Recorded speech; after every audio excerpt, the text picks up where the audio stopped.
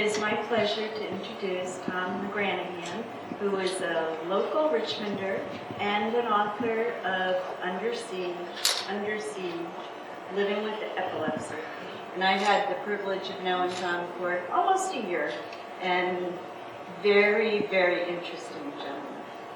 I'm going to turn it over and enjoy.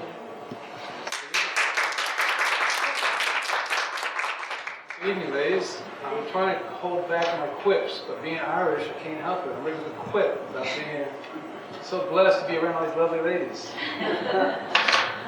Epilepsy. First off, does anyone here know anybody else who has epilepsy? Has anybody seen anybody else have a seizure? Has anybody who has epilepsy ever talked to you about it?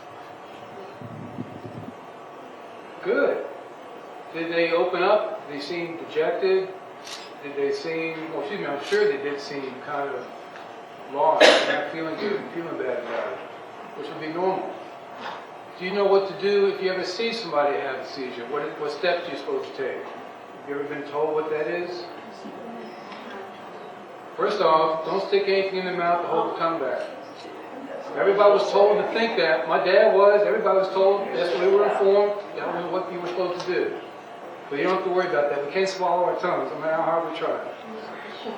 What you do is let the person have a seizure. Just main problem with epilepsy seizure is a short circuit of our electrical system. They're going to have shakes and vibes, whatever, different types of seizures. It's 4 different types. Someone has a seizure, just look at them. They're not going to be with it. Just set them down to the ground, or sit them down, and let them have the seizure. If it lasts longer than a few minutes, and they have an over after that, then call an ambulance. Otherwise, just let them have the seizure. It's just a short circuit, and there's too much energy built up, and then it's exploded, let out. Oh, thank you. Much more important now. I gotta lower my voice a little bit. Epilepsy has been around mankind since the beginning of time, and it's getting even more, it's happening more and more. It is something still ironically not understood enough. And it's a very simple explanation for it. Just our bodies run off of electricity, our nervous system. Epilepsy is when you have a short circuit. There's build up electricity, and then the body has a short circuit to let the electricity go. My problem started when I was about 10 years old playing kickball. I was in the next door neighbor's yard. I kicked the ball, ran to first base, and the neighbor picked it up and threw it to get me out. And it went in between my legs as I was racing to first base and tripped me up and went flying backwards, hit my head on the corner of a brick. And I got up, and for the first time ever, ran and jumped over his fence. Mom, Mom, Mom. And I was taken into the hospital and given 20 stitches. And about a couple months later, I had my first seizure. A lot of people get this happening to them because of head injuries. A lot of men in the military, and women, in the military have had problems due to it. Car wrecks. All kinds of other things that cause people having their head injuries. I'll give you an example, like our roadway system's gotten a little better, not to change the subject too much, but there's been an average of about 48 million people a year. 48,000 people a year die on our road systems. 48,000 people a year die on our road systems. We're a country of 330 million people. But, you hear about that a lot of times. But there's over 50,000 people a year die from epilepsy. And that's never talked about, never spoken about or nothing. It's acting like it's not there. But it's a very important factor. And the thing about epilepsy also is very important to know is the person you might meet, whoever has it, will never tell you that they have it. A lot of times they're ashamed about it, and so forth and so on. But it's not a matter of choice. Most people who have epilepsy, coming more and more, are the seniors, age 65 and older, have it. My father has seizures. My wife's mother has some seizures. Because when the brain gets older, things can't work as well, it's worn out, and electricity can't flow as fast, but as you all know, getting older, time doesn't slow down. It's a lot faster. You got to take on, do much, do this, do that, and it can be overcoming. And that can cause a lot of trouble right there. So, the head having of epilepsy is not a matter of choice. The choice is how you handle it. Like it is with all other ailments everybody gets.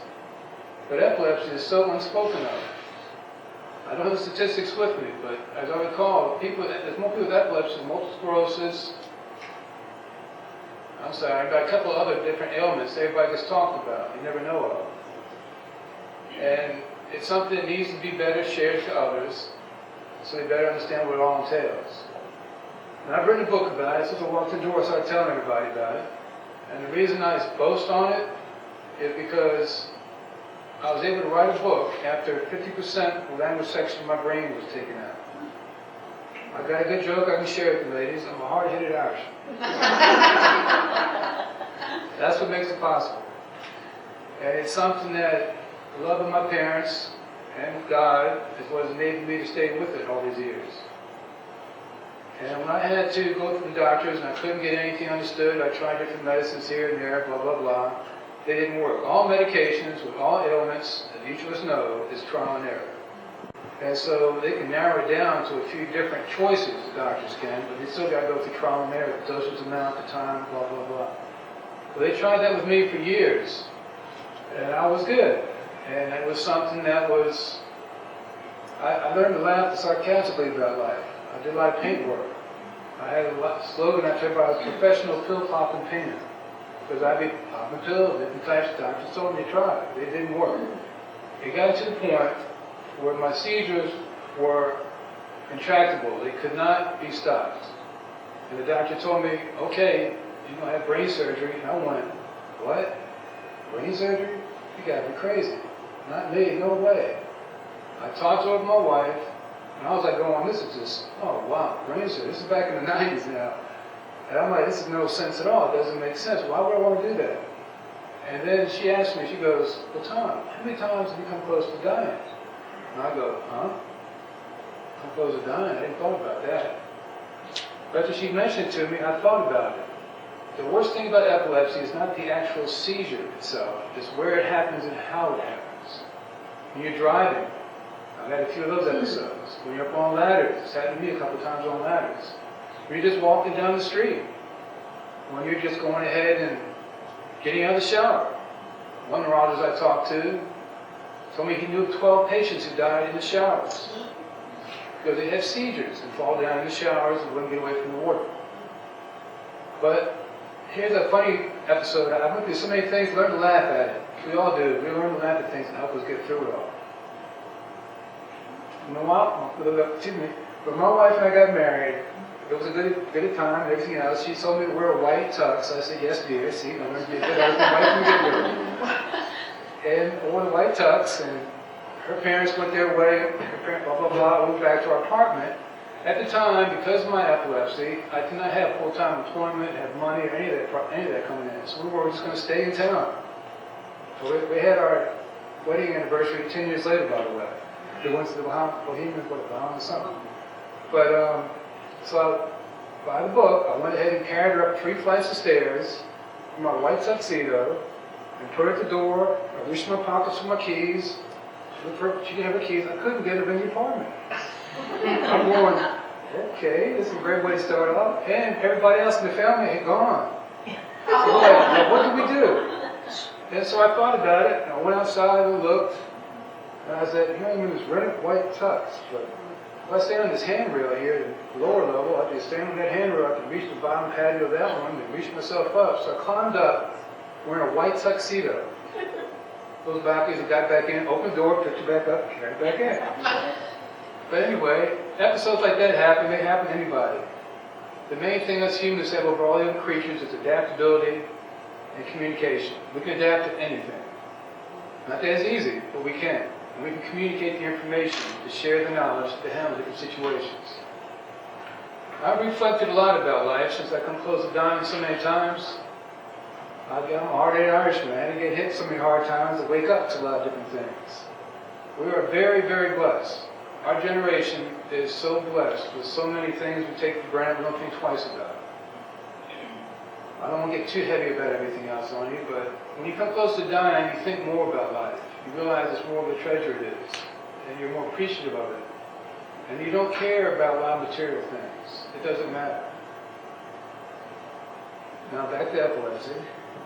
Epilepsy is something you got to learn to laugh at, like any ailment you have. You got to learn to laugh at it. By laughing at it, you can take it in stride. And while you're laughing at it, look into it, research it, understand better what's going on. The internet these days makes it quite possible for us to review information about anything, anytime. Has anybody ever heard somebody walk up to them and tell them, I have epilepsy? Well, does anybody walk up to you and tell you, I got multiple sclerosis? Or I got Lou Gehrig's? No, it's always something we hold to ourselves. But one thing we all have to know is that we don't live alone. We live with everybody around us. And we should have medical alerts, talk to the doctor, inform people what to do, so forth and so on. Here's a cute one to share with you about one of the episodes I went through. I went through quite a few. But here I was, my wife and I had been married for about a year. So I think it was a Friday. And I got there before she did. I was doing paint work on the side with some friends, just a sporadic work I get. And I got home before she did, and I said, Friday, okay, I'm going to go ahead and straighten up, clean up, shower, whatever, straight, get the dinner going, blah, blah, blah. So that's what I do. I go ahead and do those things. I go and take my shower. I get out of the shower. It's around 4:15 and 4:30. And I'm like, John, I don't know, we do things like that without thinking. You just do it, to get over it. Next thing I know, I'm walking, and as I'm closing the door, I look at the door, and I go, the bedroom door's not brown. I close it, and I look, and I go, I don't believe it. I locked myself out of the apartment naked. 3 stories up. 4:30 on a Friday afternoon. People will be coming home. So here you are, I'm just after having a seizure. It was a complex partial seizure. The grand mal types are types you will fall down and your body will thrash around. The complex partial, it was such that I was just not with it. I was moving my body, my consciousness was with it. The good thing about it, I wasn't one of the 12 people who died in the shower, thankfully. But here I was, going like, okay, what do I do? And it's getting cold out there now. And so I said, I'll run downstairs and I'll hide in the laundry room. That's what I do. I said, okay, yeah, we've been there for a few years, laundry room.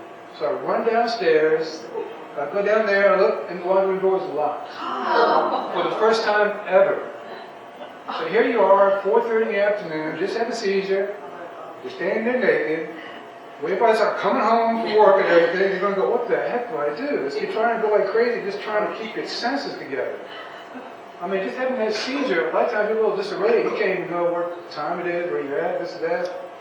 Anyone, that hard-headed Irishman in me came out and said, okay, let me think. And I walked out and I peeked for a second, and then I remembered, I walked up these balconies. I laughed beyond you that. I said, whoever told me to walk up the balconies naked? She got back in the She comes home and she goes, Tom, something wrong? I'm like going like this, going, But she could read me, you know. She could look at me and say, Tom, something's going on here. What is it? I wouldn't tell her. I tried my best to change the subject, but she wouldn't. So I finally came out and told her what happened. And she gets on me, she goes, why didn't you call me? Why didn't you call me? And that's when I remember getting like this to her, looking at her going, you're right. I should have jogged down to the 7-Eleven, on the corner, and given you a call. I couldn't help but look at that and go, there's that Irish in me coming out again. But that, you gotta laugh it off. It was something that you learn to adapt and adjust to. And we got straight from it. But give you one more laugh about it. It happened to me again a week later. I'm serious. I take the shower, I go up, I'm locked out. I was furious. I was so mad, I didn't care who was there. I went right outside and climbed the balcony. I didn't care if TV cameras were out there. Of course, I put a key up there after that. But of course, didn't need it either. That doesn't matter. But one of the points we're trying to make by bringing that up is no matter what the ailment is, we got to learn to laugh at it. My mom shared that with me. Have the serenity to accept the things you can't change. It's a prayer. Part of a prayer. My mom was very good about it, the soullessness of things. My dad was a hard-headed Irishman. It was always going. My mom, I joke about it this way. My dad was full-blooded Irish. My mom was half Irish, half English. So that makes me 3/4 Irish 1 quarter English. And I say it's that 1 quarter English that keeps that 3/4 Irish under control. That's how history always had it. But get back on the epilepsy. The thing on epilepsy is that it isn't a major thing like heart attacks or heart surgery. It's the electrical system our brain runs on. There's 40 types of epilepsy. We're an electrical system. The seizure is a short circuit. There's so many causes. Somebody can see sounds, flashing lights, not getting enough sleep, overexerting. There's all kinds of things. I talked with somebody earlier who's helped children with autism. We all read up on this. Children with autism, about 30% of them get epilepsy. Because their brain is being affected by autism, and there's also epilepsy involved in that too. It's nothing that's to be feared. If you see somebody have a seizure, just let them have a seizure. After they have it, just help them up, tell them to sit down, and just play it down. There's really nothing to it. Back in our ancestors' days, people were considered as being possessed, either by an angel or the devil. Oh my goodness, let's tie them to the ropes. Let's go ahead and hang them this way. Let's do that. Let's do that. And people were treated like scum. They were thrown in the pits. Feel like they were nothing. You have to excuse me. I'm famous right now. Get my picture. I have to put my chest out. Just try to put the top. But something else I need to share with you ladies. I haven't shared with anybody else, but since you ladies are here, I must share it with you. It's my wife's fault I'm still alive. It is. I hold her fault. If it wasn't for her, I wouldn't be here right now. And I know you ladies the same way with you miss. You help out each other. She helped me out a lot by just letting me be myself. I got a line for that one too. You ready? Here you go. I joke about it and say my wife likes to worry. I've done a good job of keeping her worried. That's why we get along so well. But it's something that this gift of life is such a treasure. And you come close to dying, since I had come close to dying so many times, I finally woke up to realizing that. Otherwise, I'd be like a lot of the other people and be saying, hey man, who won the game last night? Hey, did you see that? Who's at the ferry the other night? Hey, what's going on here? But after going through these ailments and falls and stuff, you get to where you think much more about life and reflect more of the gifts you have, the positive sides. And I don't want to talk about sports right now. And so, yes, any questions? 5. Oh, 5. Thank you. See, I get caught. Never mind. Thank you.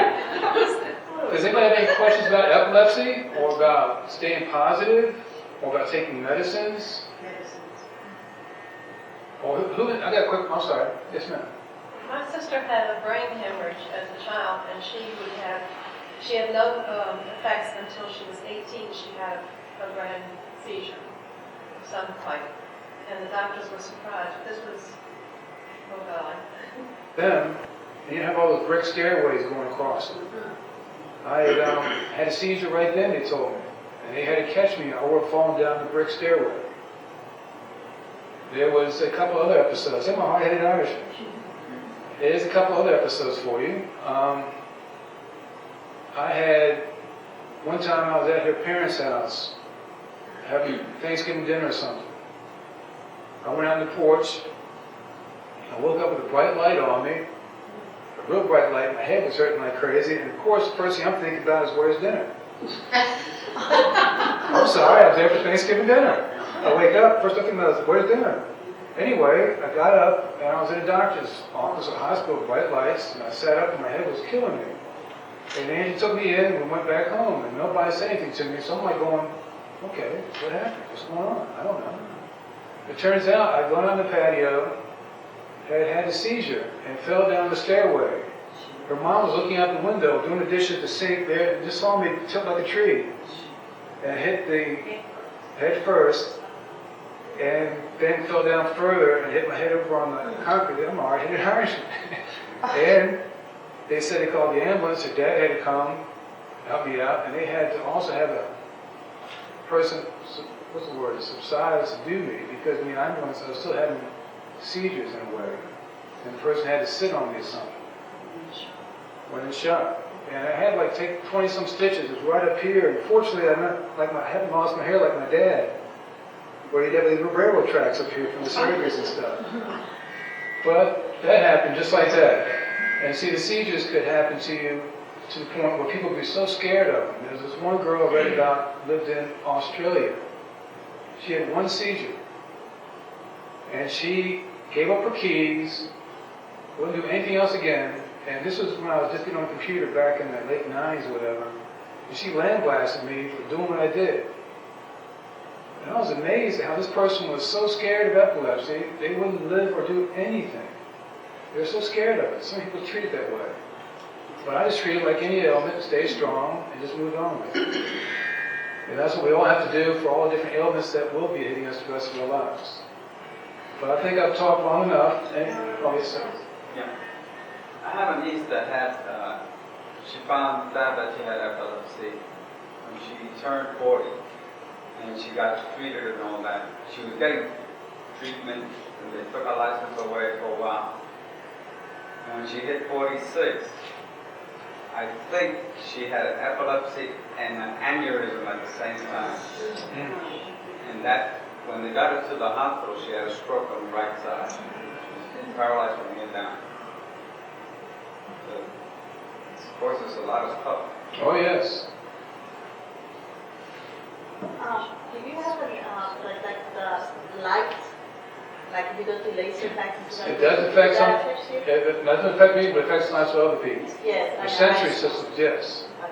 I was just wondering if you had a problem with that, because my niece, she had a aneurysm attack, and she went to laser pack.